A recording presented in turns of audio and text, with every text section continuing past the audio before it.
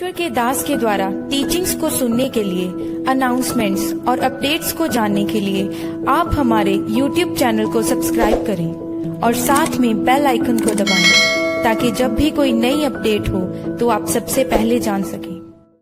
आइए हम लोग इस समय प्रकाशित वाक्य का पुस्तक निकालेंगे।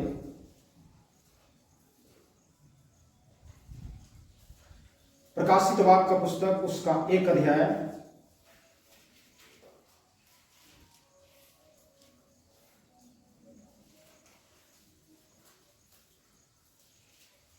प्रकाशित वाक्य 1 अध्याय उसका 3 को पढ़ेंगे। धन्य है वह जो इस भविष्यवाणी के वचन को पढ़ता है और जो सुनते हैं और इसमें लिखी हुई बातों को मानते हैं, क्योंकि समय निकट है।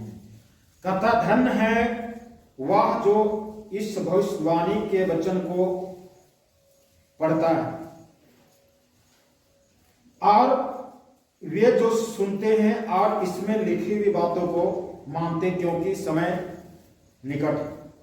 हालेलुया। भविष्यवाणी के वचन को पढ़ता है। प्रकाशित वाक्य नया नियम का एक भविष्यवक्ता का पुस्तक है, भविष्यवाणी का पुस्तक है। और इस भविष्यवाणी के पुस्तक को कहता जो पढ़ता है वह धन्य है। इसका मतलब इस सुसमाचार में, नया नियम के सुसमाचार में आज इस यूहन्ना का प्रकाशित वाक्य का पुस्तक को कम पढ़ा जाता है। और इसका कारण यह है कि बाकी इस यूहन्ना की प्रकाशित वाक्य पुस्तक को छोड़ करके बाकी पुस्तकों को पढ़ने से मनुष्य को ज्यादा दिक्कत परेशानी नहीं, लेकिन जब ये प्रकाशित वाक्य पुस्तक को पढ़ा जाता है तो मनुष्य में, विश्वासियों में या पढ़ने वाला या प्रचार करने वाले में जो दिक्कत होता है, आलस, सुस्ती और बहुत सारी कठिनाइयां होता है। क्योंकि ये प्रकाशित वाक्य का पुस्तक शैतान, किस प्रकार शैतान का अंत होगा, शैतान को कैसे अंत किया जाएगा, शैतान की सारी ताकत को सिद्ध किया जाएगा, शैतान अंतिम समय में कैसे संसार में काम करेगा, कैसे लोगों को भरमाएगा, अपना कब्जा लेगा, पूरे संसार पर, पूरे विश्व पर अपना शासन स्थापित करेगा। और अंततः परमेश्वर एक दिन उसको आग और गंधक से जलता हुआ झील में डाल दिया जाएगा। ये चीज लिखा हुआ है और ये चीज दुनिया ना जाने, ये चीज कलीसिया ना जाने, ये शैतान का जो है अधिक कोशिश रहता है। हालेलुया। इसलिए इस पुस्तक को जो शैतान चाहता है कि इस पुस्तक को लोग ना पढ़े, इस पुस्तक की प्रकाशन को ना समझाएं, इस पुस्तक के विषय में चर्चा ना करें और इसको पढ़ने की आज्ञा भी ना मिले जाए या आज्ञा पारित ना हो, ये शैतान की बहुत कोशिश रहता है। तो आज हमें जानना है उस दुष्ट जो आज सारे संसार को भरमाता है। आज हम जैसे विश्वासी लोगों को भी स्वप्न दर्शन के द्वारा भरमाता है। आज संसार को तो अपना कब्जा करके लेके चल रहा है। उस दुष्ट शैतान के विषय में हमको जानकारी पाना है, शैतान से लड़ने के लिए ताकत पाना है। ये सारी चीज जो है प्रकाशित वाक्य की पुस्तक बताता है। हालेलुया। और साथ में ये पूरा बाइबल जो है शैतान के विषय में बताता है, शैतान से लड़ने के विषय बताता है, शैतान से जीतने के लिए विषय बताता है। इसलिए हम सबको परमेश्वर के वचनों को पढ़ना और सुन करके उसको मानना बहुत जरूरी है। अन्यथा शैतान का हमला कई रूपों में हो सकता है, स्वप्न दर्शन के द्वारा या डायरेक्ट द्वारा। और इस प्रकार से जो है हम उस शैतान के शिकार बन सकते हैं। इसलिए बाइबल वचनों को सुनना है और उसको मानना और उस पर चलना भी है। हालेलुया। इसलिए कहता धन्य है वह जो इस भविष्यवाणी के वचन को पढ़ता और वे जो सुनते हैं और उसमें लिखी हुई बातों को मानते हैं, क्योंकि समय निकट है। आज संसार, दुनिया कहता है समय बहुत लंबा है, दुनिया कहता है कि समय बहुत है, इसका कोई अंत नहीं है, लेकिन समय निकट है। इसलिए बाइबल शास्त्र के वचनों को, प्रकाशित वाक्य के वचनों को, अंत में घटने वाला बातों को और शैतान का अंत कैसे होगा, जिसको लोग आज संसार में लोग जिसको ईश्वर बना बैठे हैं, भगवान बना बैठे हैं, उसका परमेश्वर कैसे अंत करेगा, यीशु मसीह कैसे उसको अंत करेगा, आग और गंधक से जलता हुआ झील में, नरक में डालेगा। ये तमाम चीजें जो बाइबल वचन बताती है। इसलिए शैतान चाहता है कि इसको ना जाने और लोग अनजान रहे। हालेलुया, लोग अनजान रहे। कई जगह पर बाइबल में दुष्ट आत्मा शैतान जो है यीशु मसीह को प्रणाम करते हुए बताया गया है। दुष्ट आत्मा शैतान जो है प्रभु यीशु मसीह को जो है दंडवत कर रहा है और प्रार्थना कर रहा है कि हमें दुख ना दे, हमें कष्ट ना दे, हमें छोड़ दे, अभी हमारा अभी समय बाकी है, अभी काम करने का समय है। वो शैतान भी जानता है कि एक दिन हमको नरक में डाला जाएगा, एक दिन हमको सजा मिलेगा, एक दिन जो है हमें जो है हमेशा के लिए दंड दिया जाएगा जिसका कोई अंत नहीं है। वो सब जानता है और वो भी जानता है हम यीशु मसीह से हारा हुआ है, यीशु मसीह से हम पराजित हैं, हम हार चुके हैं और कभी हम जीत नहीं सकते। जब यीशु मसीह से हारा हुआ है तो यीशु मसीह को मानने वाला लोग से भी हारा हुआ शैतान। हालेलुया। यीशु मसीह को मानने वाला, यीशु मसीह के नियम के अनुसार, यीशु मसीह के विधि के अनुसार, यीशु मसीह के वचन के अनुसार चलने वाला लोग से भी वो शैतान हारा हुआ है और हमेशा हारा हुआ है। इसलिए हमें उस परमेश्वर के विधि नियम को अनुसार चलते जाना है। आगे हम लोग पढ़ेंगे इसी प्रकाशित वाक्य 1 का 6-7 को। और हमें एक राज्य और अपने पिता परमेश्वर के लिए याजक भी बना दिया। हमें एक राज्य, एक अलग शासन, एक अलग दुनिया और अपने पिता परमेश्वर के लिए याजक भी बना दिया। याजक है तो हम सब कुछ करता धरता, हमें सब कुछ। संसार में क्या होता है, घर में कुछ होता है तो लोग किसको बुलाते हैं, पहान को बुलाते हैं, भगत को बुलाते हैं। लेकिन हम अब जो है सब कुछ हम ही याजक हैं, हम पहान हैं, हम भगत, सब कुछ हम कर सकते हैं और सब कुछ हम ही करेंगे। किसी को बुलाने की जरूरत नहीं और किसी को जो है कहने की जरूरत नहीं। जिसको बुलाते हैं और गुनगुनाता है उसकी शब्द को भी हमको समझ में नहीं आएगा, ना उसकी बात को समझ में। पंडित को बुलाइए, पंडित संस्कृत में बोलता है, संस्कृत कोई नहीं समझता है, तो फिर बिना समझे आप क्या बोल रहा है कैसे जानिए। तो सब कुछ हम हैं, आप किसी को बुलाने की जरूरत नहीं। हमें राज दिया गया, हम परमेश्वर के, हमें याजक भी बना दिया। आगे उसी की महिमा और पराक्रम युगानुयुग रहे। हाँ, उस परमेश्वर की, उस यीशु मसीह की महिमा और पराक्रम मतलब अधिकार, सामर्थ संसार पर युगानुयुग जो है कभी अंत ना होने तक का समय तक रहे। आमीन। मतलब ऐसा ही हो। आगे देखो वह बादलों के साथ आने वाला है। देखो प्रभु यीशु मसीह बादलों के साथ आने वाला है और हर एक आंख है उसे देखेगी। हर आंख उसको देखेगी, सब आंख देखेगी, चाहे वो कोई भी नियम माने, कोई भी धर्म माने, कोई भी जाति का हो, कोई भी संप्रदाय का हो, हिंदू हो, मुस्लिम हो, सिख हो, ईसाई हो, जैन हो, बौद्धिस्ट हो, सब लोग की आंखें उसको यीशु मसीह को देखेगी। आगे वरन जिन्होंने उसे बेधा था, जिन्होंने प्रभु यीशु मसीह को बेधा है, कील ठोका है, जिन्होंने प्रभु यीशु मसीह को विरोध किया है, जिन्होंने प्रभु यीशु मसीह को कोड़ा मारा है, जिन्होंने प्रभु यीशु मसीह के लोगों को विरोध किया है, सताया है, इन लोग प्रभु यीशु मसीह के लोगों के विरोध में से तरह तरह के बात, बुरी बुरी बात बोल करके जो है ठट्ठा हंसी उड़ाया है, सबको लोग देखेंगे। आगे और पृथ्वी के सारे कुल उसके कारण छाती पीटेंगे। पृथ्वी के सारे कुल, सारे वंश के लोग, सारे प्रजाति के लोग जो हैं उसके कारण छाती पीटेंगे। हाँ, आमीन। ऐसा ही होगा। हालेलुया। परमेश्वर आशीष दे इस वचन के द्वारा। आज हम लोग देखेंगे प्रभु यीशु मसीह इस दुनिया में दोबारा आगमन होगा। बाकी कोई भी भगवान, कोई भी ईश्वर, कोई भी देवता कोई नहीं आएगा। जो एक बार आया और चला गया अपना काम धंधा करके, उसके बाद कोई नहीं आएगा। ना आने की कोई शास्त्र में उसका वर्णन है ना कोई कह सकता है, परंतु प्रभु यीशु मसीह दोबारा आएगा, क्योंकि उसका शासन इस पूरे पृथ्वी पर होने वाला है। और जो लोग उस प्रभु यीशु मसीह के विधि नियम पर नहीं चलते हैं, उसके लिए इस दुनिया में, इस पृथ्वी में, इस ब्रह्मांड में जीना उसके लिए नामुमकिन है। यीशु मसीह फिर आएगा, वो किस रूप में आएगा और आने के बाद में क्या अपने मंडली कलीसिया में प्रभु यीशु मसीह जो चीज चाहेगा, जो चीज प्रभु यीशु मसीह चाहता है, जो चीज खोजता है, जो चीज पाना चाहता है, क्या वो चीज मिलेगा कि नहीं मिलेगा। हालेलुया। यीशु मसीह इस जगत में आएगा दोबारा, उसके बाद में किस रूप में आएगा उसको देखेंगे। दूसरा हो गया।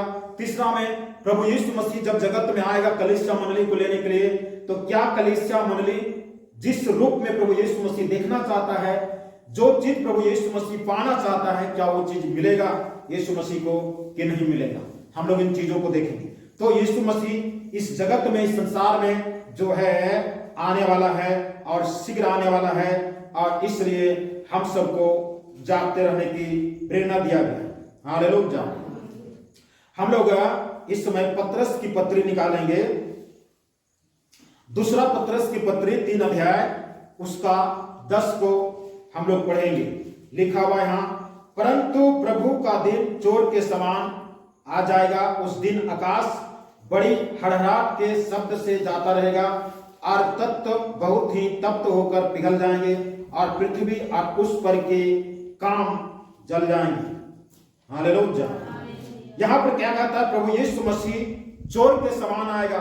चोर के समान उसके लिए आएगा जो प्रभु यीशु मसीह को नहीं जानते हैं, जो प्रभु यीशु मसीह को ईसाइयों का देवता कहते हैं, जो प्रभु यीशु मसीह को ईसाइयों का भगवान मानते हैं, ईसाइयों के लिए यीशु मसीह है, उसके लिए चोर के समान आएगा। लेकिन जो प्रभु यीशु मसीह को भक्ति में, आराधना में, उसके नियम में चलते हैं, उसके लिए बता के आएगा और वो अवश्य आएगा और जरूर आएगा। ये चीज हम नहीं, ये चीज सिर्फ बाइबल में नहीं, आज जो है मीडिया में, आज जो है संसार के न्यूज़पेपर में, आज जो है टीवी चैनल में, ये सब जगह प्रचारित किया जा रहा है। यीशु मसीह फिर से आने वाला है, यीशु मसीह आएगा। ये चीज बाइबल के साथ में, कुरान में और जो है रामायण महाभारत में, जो संस्कृत में है, उसमें भी लिखा हुआ है। आज कितने ऐसे पंडित जो प्रभु यीशु मसीह पीछे चलते हुए बताते हैं। तो इस प्रकार से जो है हर जगह पर लिखा हुआ है। बाकी भगवान के विषय में किसी भी शास्त्र में लिखा हुआ नहीं पाया जाए। हालेलुया। यीशु मसीह चोर के समान आएगा, इसलिए यीशु मसीह आने वाला है। हम लोग थिस्सलुनीकियों की पुस्तक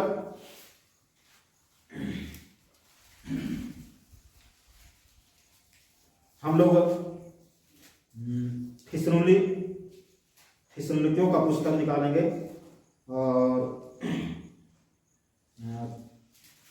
थिस्सलुनीकियों 5 अध्याय 5 का पहला थिस्सलुनीकियों 5 अध्याय उसका 1 और 2 को देखेंगे। यहाँ पर लिखा हुआ है, पर हे भाइयों, इसका प्रयोजन नहीं कि समयों और कालों के विषय में तुम्हारे पास कुछ लिखा जाए, क्योंकि तुम आप ठीक जानते हो कि जैसा रात को चोर आता है, वैसा ही प्रभु का दिन जो है आने वाला। हालेलुया। जैसे चोर रात के समय बिना बताए आता, उसी तरह से प्रभु यीशु मसीह का दिन भी आएगा। ये संसार, जो संसार को हम देख रहे हैं, वो संसार एक दिन जो है ऐसा नहीं रहेगा जब प्रभु यीशु मसीह आएगा। ये बिल्कुल जो है तहस नहस हो जाएगा। हम लोग देखें कि आकाश जो है बड़े हड़हड़ाहट के शब्द से वो जाता रहेगा और तप्त जो है, तत्व मतलब ये पृथ्वी पिघल करके जो है सत्यानाश हो जाएगा। इसलिए हमें जो है किस रीति से परमेश्वर की बात को जोहना। हालेलुया। प्रकाशित वाक्य का पुस्तक 16 अध्याय, प्रकाशित वाक्य का पुस्तक उसका 16 अध्याय उसका 15 को पढ़ेंगे तो यहां पर भी वही चीज लिखा हुआ है। देख, मैं, यीशु मसीह खुद कहता है, देख मैं चोर के समान आता हूं। धन्य वह है जो जागता रहता है, अपने वस्त्र की चौकसी करता है कि नंगा ना फिरे और लोग उसका नंगापन ना देखें। हालेलुया।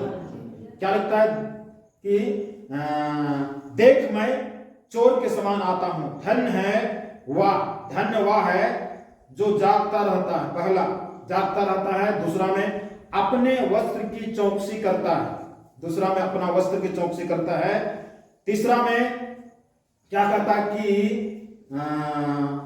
नंगा ना फिरे और लोग उसका नंगेपन ना देखे, नंगा ना फिरे और लोग नंगेपन ना देखे। इसलिए कहता धन्य है व्यक्ति, वही व्यक्ति धन्य है जो पहला जगता रहता है, दूसरा अपना वस्त्र की चौकसी करता है, तीसरा नंगेपन ना होने पाए। इस बात के लिए धन्य व्यक्ति है। यदि प्रभु यीशु मसीह आ जाए और ये स्थिति देखे तो वो व्यक्ति यीशु मसीह के पास नहीं जा सकता है, यीशु मसीह उसको नहीं ले जा सकता है। आज मंडली कलीसिया क्या नंगेपन में है? क्या नंगे घूम रहे हैं? क्या परमेश्वर की धार्मिकता का वस्त्र है? क्या प्रभु यीशु मसीह जो वस्त्र दिया धार्मिकता का वस्त्र, क्या वस्त्र पहने हुए हैं? कि वस्त्र यहाँ पर लिखता है कि वस्त्र की चौकसी करो। इसका मतलब चौकसी हम उसको करते हैं जो लुटा सकता है, छिना सकता है, चोर ले सकता है, या गंदा हो सकता है, बर्बाद हो सकता है, या खो सकता है, उसी का हम चौकसी करता है। तो इसका मतलब वस्त्र की चौकसी करना। हालेलुया। अब आइए अगला पॉइंट में देखते हैं कि प्रभु यीशु मसीह किस रूप में आएगा, और उस रूप जब आएगा जिसको लोग सारे संसार के लोग देखेंगे, वह किस रूप में होगा। हम लोग प्रकाशित वाक्य 1 अध्याय और उसका हम लोग जो है पढ़ेंगे 13 से आगे। यहां पर क्या पाते हैं हम लोग? यहां पर यूहन्ना प्रभु यीशु मसीह का रूप को देखता है, जो आने वाला रूप है। वह क्या देखता है कि उन द्यूतों के बीच में मनुष्य के पुत्र सदृश एक पुरुष को देखा, मतलब प्रभु यीशु मसीह समान, मतलब प्रभु यीशु मसीह ही था, जो पांव तक का वस्त्र पहने हुए था। पांव तक का वस्त्र पहना हुआ था। जब वो वस्त्र पहना हुआ है तो हम क्यों ना वस्त्र की चौकसी करें, क्यों ना वस्त्र को पहने हुए रहें। और छाती पर सोने का पटुका बांधे हुआ था, एक पट्टी बांधा हुआ था छाती पर, जो सुनहला कलर का, गोल्ड कलर का, सोने का कलर का था, उसको बांधा हुआ था। उसके बाद में यहां पर जो है आगे देखते हैं, उसके सिर और बाल श्वेत ऊन वरन पाले के समान उज्जवल था। सिर जो है और बाल जो है सफेद था, पाला के समान था, और उसकी आंखें आग की ज्वाला के समान थी। आंख जो है आग की ज्वाला, जैसे आग जो धधकता है, और उसके समान उसकी आंखें था। उसके पांव उत्तम पीतल के समान था। पांव जो है पीतल के समान थे, जो मानो भट्ठी में तपाया गया हो। और उसका शब्द बहुत जल के शब्द के समान था, जैसे बहुत पानी बरसता है। और नदी जो है, बहुत बड़ा नदी किस प्रकार से आवाज निकालता है, उस आवाज के समान जो है, या बरसात के पानी में जो है कितना जोर से, जैसे स्पीड से पानी झमाझम वर्षा होता है और कैसे सुनाई देता है, उसका आवाज उस प्रकार से निकल रहा था। और आगे लिखता है, वह अपने दाहिने हाथ में 7 तारे लिए हुए थे, और उसके मुख से तेज दुधारी तलवार निकलती थी। हालेलुया। ये तेज दुधारी तलवार यही है जो जाति जाति को मारेगा, जो पाप में, बुराई में, अन्याय, भ्रष्टाचार में, लोभ में, लालच में, दुनिया के रेच रंग में, क्रोध, नफरत, द्वेष में जिंदगी बिताते हैं, उन लोगों के ये तेज दोधारी तलवार निकलती है, उसके द्वारा काटेगा। उसका मुंह ऐसा प्रज्वलित था जैसे सूर्य कड़ी धूप के समान समय चमकता है। उसका चेहरा आंख से आग की ज्वाला है, मुंह से 2 धारी तलवार निकलती है। ये 2 धारी तलवार जो है प्रभु यीशु मसीह का वचन, जो इब्रानियों का 4:12 लिखता है, परमेश्वर का वचन 2 धारी तलवार से भी अधिक चोखा और गूदे गूदे गांठ गांठ का पार छेदता, मनुष्य की भावना विचारों को जांचता है। हालेलुया। तो उसके मुख से 2 धारी तलवार निकलती थी, और जो है चेहरा प्रज्वलित था, सूर्य कड़ी धूप में जो सूर्य चमकता है गर्मी के सीजन में, उसके समान उसके चेहरे से एक रोशनी निकल रहा था, तेज तापमान वाला प्रकाश निकल रहा था। जब मैंने उसे देखा तो उसके पैरों पर मुर्दा सब गिर पड़ा। हालेलुया।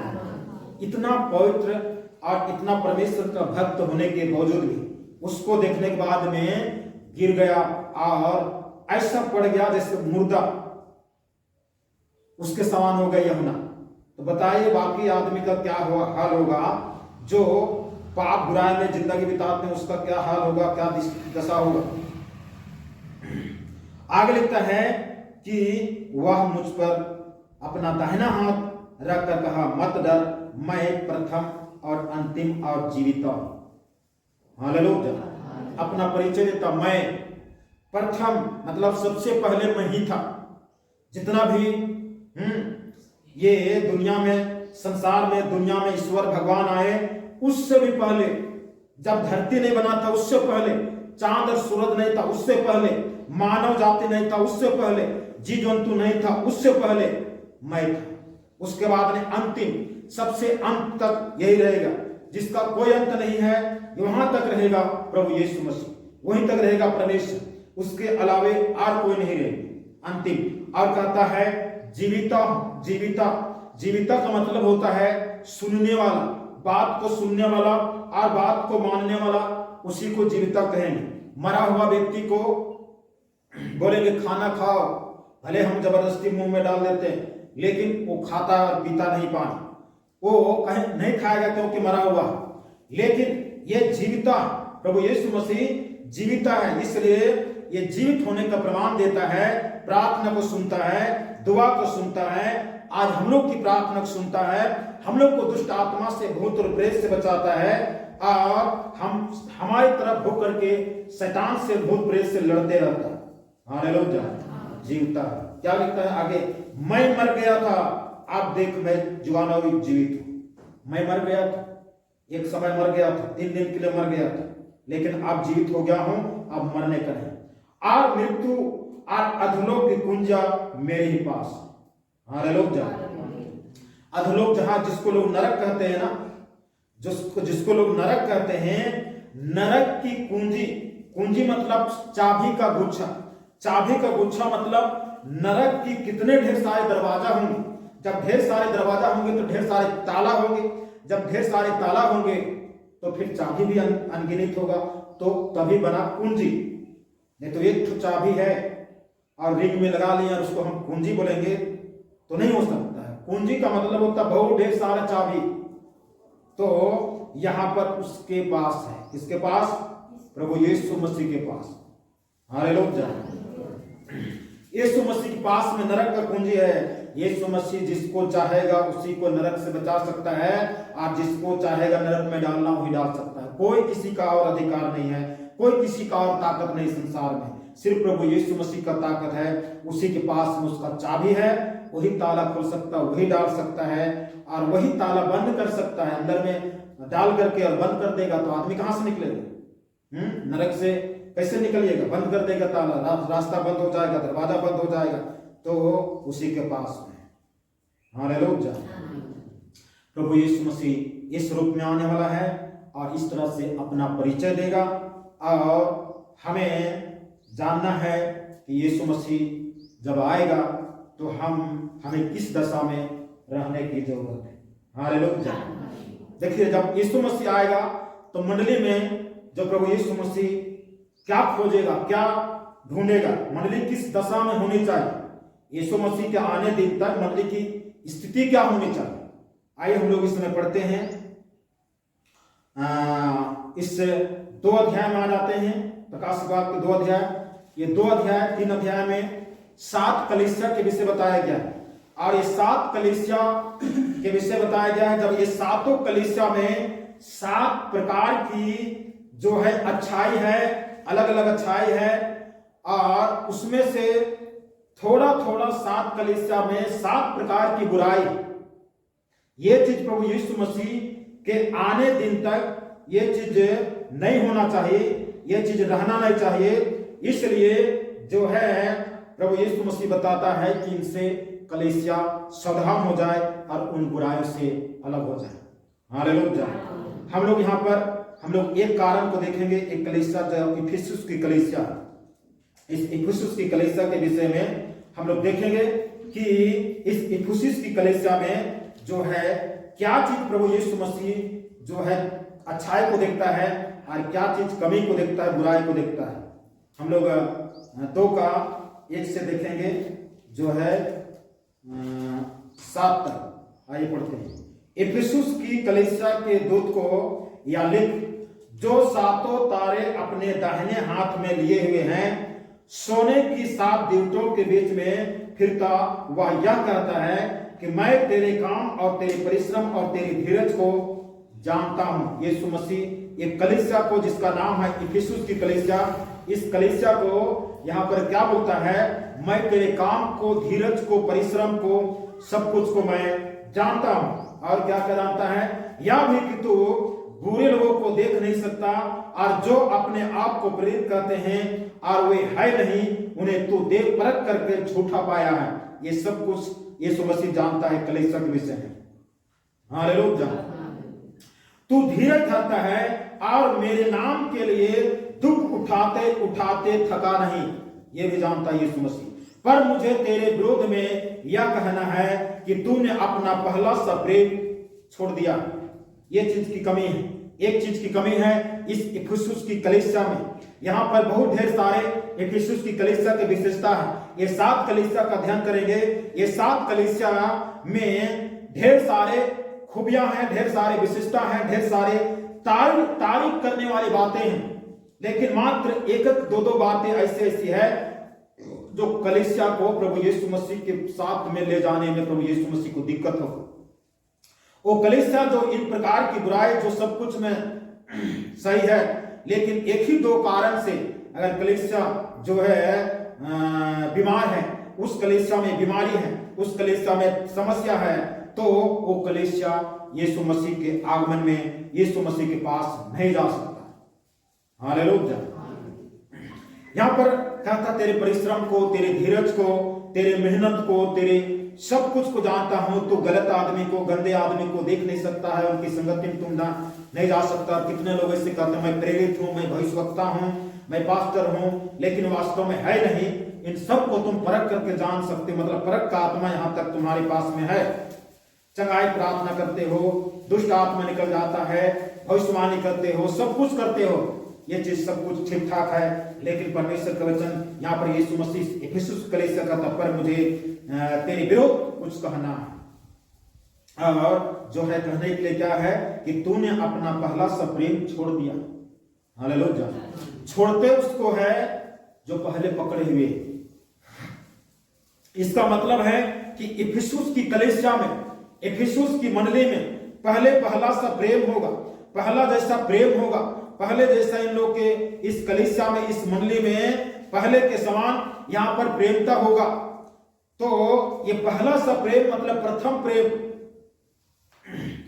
प्रेम को जो है पहला नंबर पर ये परमेश्वर, इस प्रेम को हमें जानना है कि ये पहला सा प्रेम क्या चीज है। और ये पहला सा प्रेम है कि जिस प्रकार से परमेश्वर जगत से प्रेम करके प्रभु यीशु मसीह को भेजा। यूहन्ना रचित सुसमाचार 3:16 के अनुसार कि परमेश्वर ने जगत से ऐसा प्रेम किया कि उसने इकलौता पुत्र को भेजा। हालेलुया। जो कोई उस पर विश्वास करे वो नाश ना हो परंतु अनंत जीवन पाए।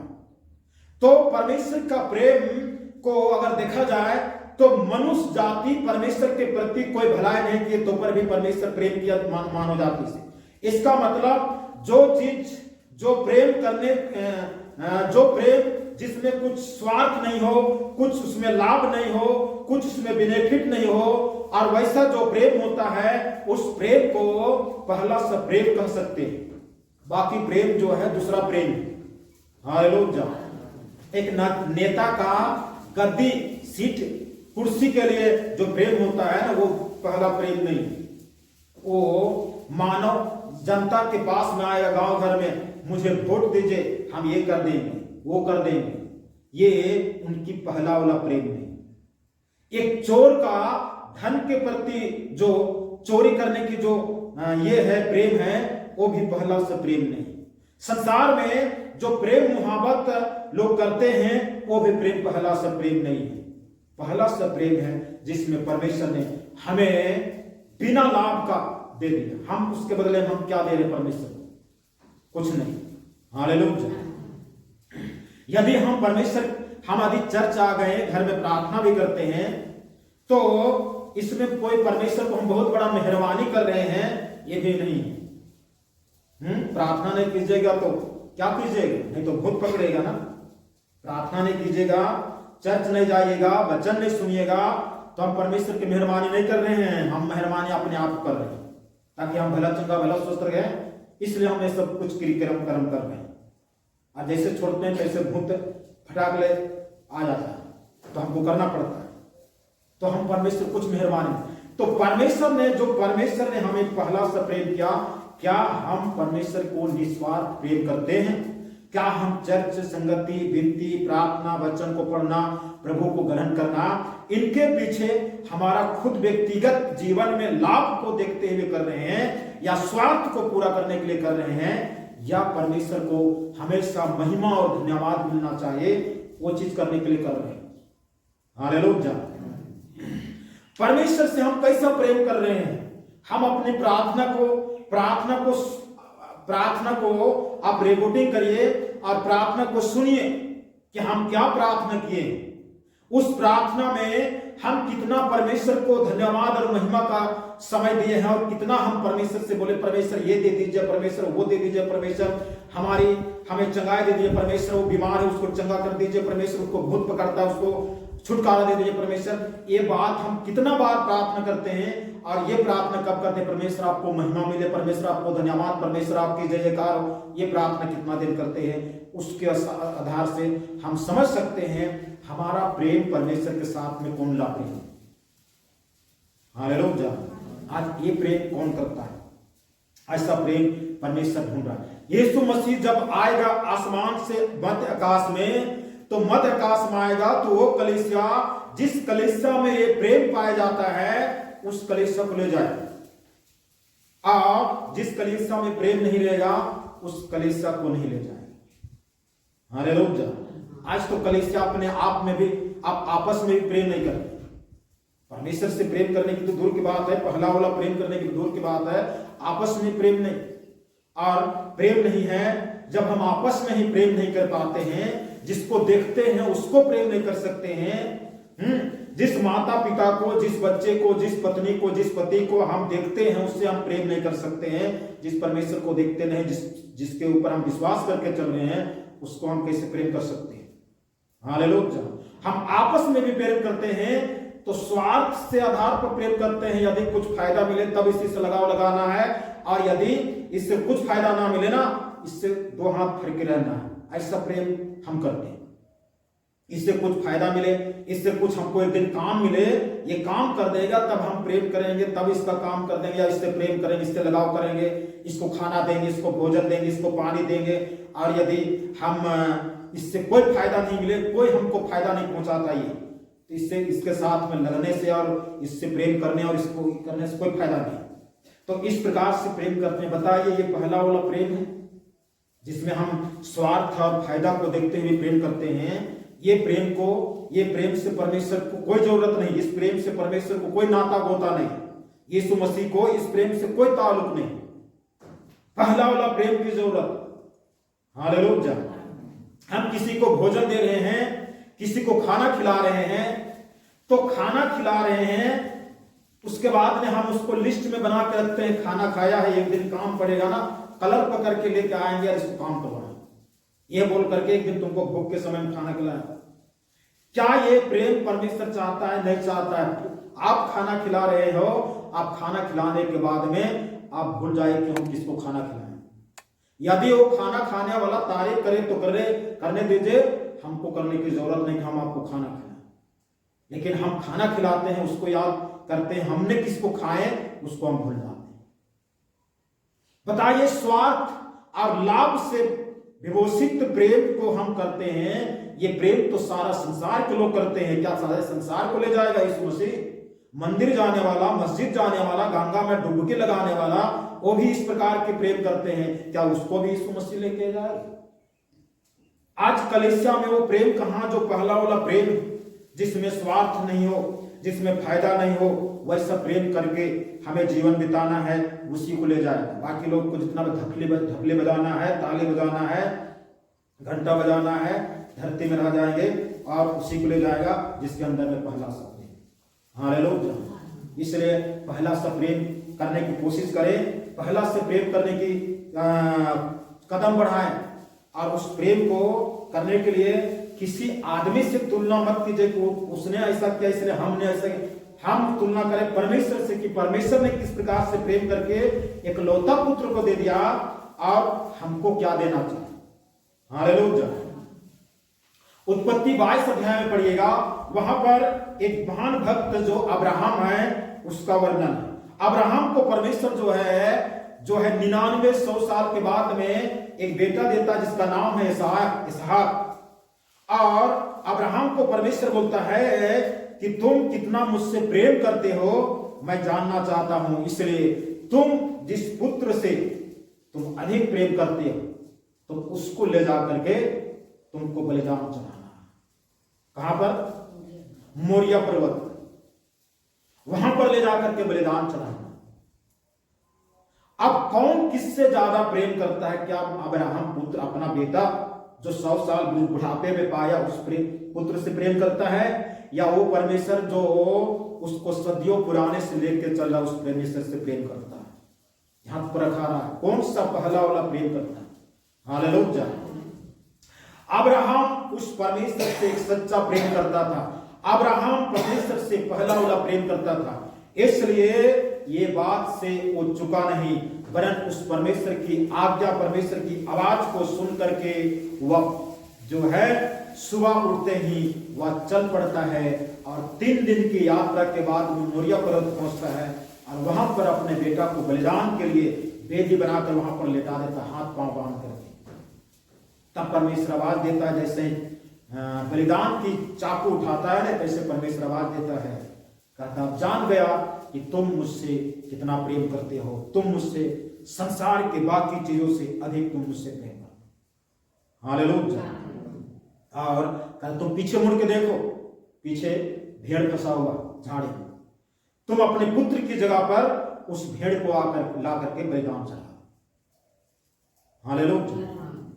तो क्या हम जो है जैसे पहला सा प्रेम जैसे अब्राहम किया, पहला सा प्रेम आज कितने ऐसे नबियों लोग किए, पहला सा प्रेम जो है प्रभु यीशु मसीह चेले लोग किए, सब कुछ यूं ही छोड़ करके जहां था वहीं पर छोड़ करके उसके पीछे चल पड़ा।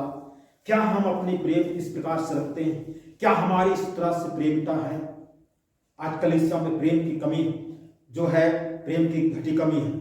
हम लोग मत्ती 24:12 को पढ़ेंगे, मत्ती 24:12 को। मत्ती 24:12 में क्या लिखता है? अधर्म के बढ़ने से बहुतों का प्रेम ठंडा पड़ जाता है। अधर्म के बढ़ने से बहुतों का प्रेम ठंडा पड़ जाए। अधर्म बढ़ रहा है, लोभ बढ़ रहा है, लालच बढ़ रहा है, चोरी बढ़ रहा है, हत्या बढ़ रहा है, मर्डर बढ़ रहा है, व्यभिचार बढ़ रहा है, बहुत चीज बढ़ रहा है। अधर्म का काम बढ़ रहा है और इसके बढ़ने के द्वारा क्या हो रहा है? बहुतों का प्रेम ठंडा पड़ जा रहा है। हालेलुया। प्रभु यीशु मसीह यहां पर खुद बोल रहा है अधर्म के बढ़ने से बहुतों का प्रेम ठंडा पड़ जा रहा है। और अब बताइए हमें उस प्रेम को ताजा तरोताजा गर्मा गर्म बना के रखने के लिए कैसे बनाएंगे? कैसे वो प्रेम जो है बनता रहेगा? न्याथा हमारा सब कुछ व्यर्थ हो जाएगा, हमारा यहाँ पर सब कुछ करना धरना सब कुछ खत्म हो जाएगा। कैसे वो जो है गर्म रहेगा? अधर्म बढ़ रहा है, लोभ बढ़ रहा है, लालच बढ़ रहा है। लोभ और लालच के कारण आज जो है क्या क्या कर्म कांड हो रहा है संसार में। इन चीजों को देखते हुए क्या हम पा सकते हैं कि उस समय में जो है ये पहला सा प्रेम, जैसे अब्राहम ने परमेश्वर से प्रेम किया, जैसे परमेश्वर ने जगत से मानव जाति से प्रेम किया और उसने इकलौता पुत्र को दे दिया। अब्राहम ने परमेश्वर से प्रेम किया इसलिए उसने इकलौता पुत्र को भी देने के लिए पीछे नहीं मुड़ा। क्या इस प्रकार से पहला वाला प्रेम क्या परमेश्वर पाएगा कलीसिया में? क्या परमेश्वर प्रभु यीशु मसीह आएगा तो कलीसिया में एक प्रेम पाएगा और कलीसिया में पाया जाएगा? यहाँ पर तो अधर्म बढ़ रहा, अधर्म के बढ़ने से प्रेम का ठंडा हो रहा, प्रेम का फीका पड़ रहा, प्रेम जो है धीरे धीरे समाप्त होते जा रहा है। और आज जो है परमेश्वर को जो है लोग धीरे धीरे बिसर दे रहे हैं, छोड़ते जा रहे हैं और परमेश्वर से अलग होते जा रहे हैं। प्रभु यीशु मसीह जब मृतकों में से जी उठा और जी उठने के बाद में जो है पतरस से प्रभु यीशु मसीह कहता है, क्या तुम मुझसे प्रेम करते हो? पतरस जो है जरूर कहता है कि हाँ करता हूं।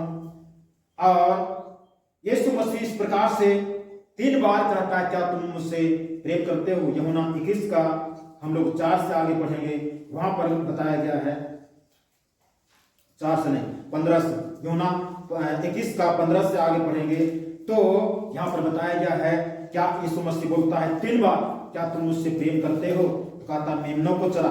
हाँ, पतरस कहता हाँ, यीशु मसीह कहता मेमनों को चरा। और दूसरी बार कहता है, हे शमौन यूहन्ना के पुत्र, क्या तू मुझसे प्रेम रखता है? उसने कहा हाँ प्रभु, तू जानता है कि मैं तुझसे प्रीत रखता। उसने प्रभु यीशु मसीह ने कहा, मेरे भेड़ों की रखवाली कर। तीसरा बार प्रभु यीशु मसीह कहता है, हे शमौन यूहन्ना के पुत्र, क्या तुम मुझसे प्रीति रखता है? वह उदास हो गया। तीसरा बार में पतरस उदास हो जाता है। जो पतरस प्रभु यीशु मसीह को लिए प्रतिज्ञा किया था जीने मरने के लिए, प्रभु यीशु मसीह यदि कोई तुझे पकड़े तो मैं उसका कान उड़ा दूंगा, और सही में कान उड़ा दिया, कान काट दिया। वो पतरस प्रभु यीशु मसीह को पकड़ाए जाने के बाद में जो है 3 बार इनकार करता है और प्रभु यीशु मसीह क्रूस पर चढ़ने के बाद मर जाता है। तो वो पतरस फिर से उस जाल और नाव में को पकड़ करके मछली पकड़ने के लिए जाता है और यीशु मसीह वहां तक जाता है और पतरस को बाद में वहां से निकाल कर कहता है, हे पतरस, तुम मुझसे प्रेम करते हो? पतरस को देख करके प्रभु यीशु मसीह को तरस आया। क्यों तरस आया?